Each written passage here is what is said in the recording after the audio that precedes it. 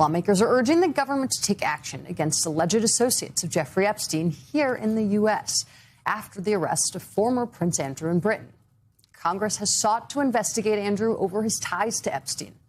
But legal limits on subpoena power have complicated efforts by the House Oversight Committee to compel his testimony, despite months of Democratic requests for questioning. Let's bring in Democratic Congresswoman Ro Khanna of California. He sits on the House Oversight Committee and was a co-sponsor of the Epstein Files Transparency Act. Congressman Khanna, thanks for joining us this morning.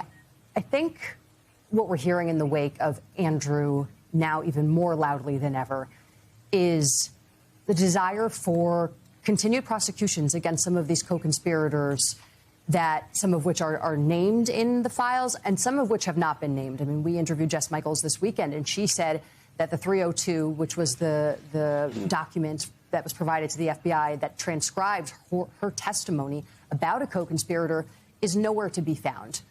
Obviously, there's only so much Democrats can do here when it comes to actual prosecutions. That's in the hands of Donald Trump's Justice Department. But what are lawmakers doing now to try to apply more pressure on the DOJ to try to pursue some real prosecutions for actual accountability here? People like Les Wexner, people who were working extremely closely and intimately acquainted with Jeffrey Epstein. Thomas Massie and I had one North Star when we started this, and that is the survivors and justice for survivors.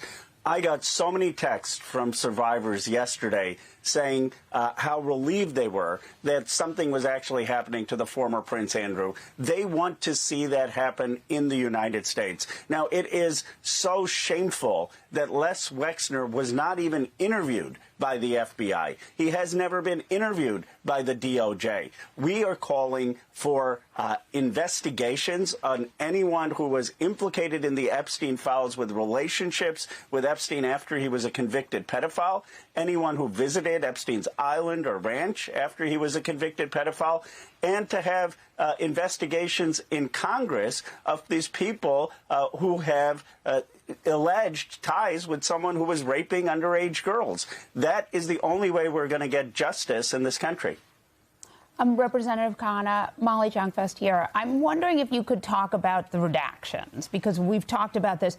There was specific language, and I think this was very thoughtful on you and Representative Massey's part, that these redactions were supposed to be sort of explained by the DOJ. And I'm wondering if you could talk about the two sets of redactions that you found, and if you've had any luck in getting some of those names unredacted, because clearly we know that these are not just redactions of victims' names. And in fact, the Wall Street Journal reported that there were 43 victims who were exposed by the first dump of files.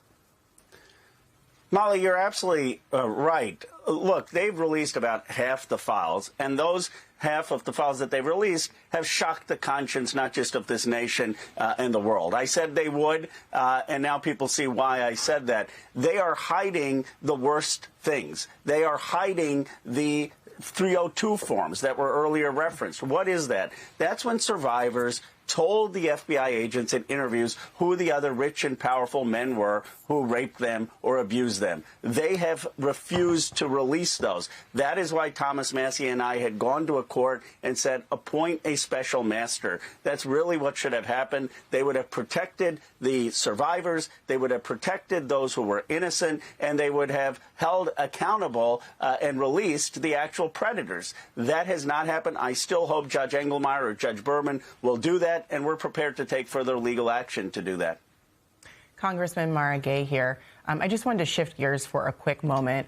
It sounds like you and Senator Bernie Sanders are working on something AI related, and I'm wondering, especially with Americans so concerned over jobs and job growth, if you could talk a little bit about what you two are up to.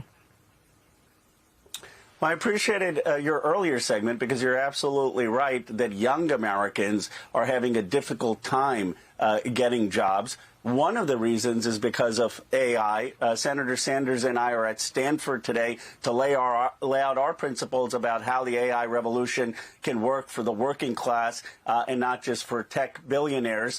the studies show, one of the Stanford studies, that young people who are in AI-exposed jobs have 16% less of a chance of getting these jobs. We're going to call for things like a federal jobs program, like regulations to keep humans in the loop. But we need to make sure the AI revolution works for all of us, not just the tech billionaires.